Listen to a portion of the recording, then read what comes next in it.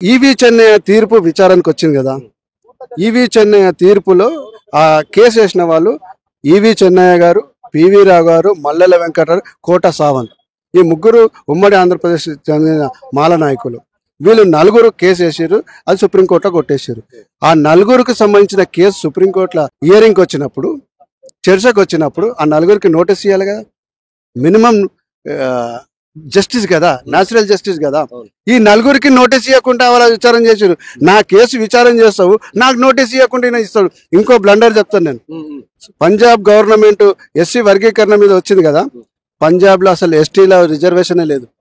Punjab government లో ఎస్టీల reservation లేదు. ఆ రిజర్వేషన్ లో కూడా వర్గీకరణ చేయాలని తీర్పు. దీని వల్ల మీరు చెప్పండి ఇది అసలు పంజాబ్ లో ఎస్టీ రిజర్వేషన్స్ లేవు కదా, అది కూడా వర్గీకరణ ఏడ చేస్తాడు ఇప్పుడు సుప్రీం.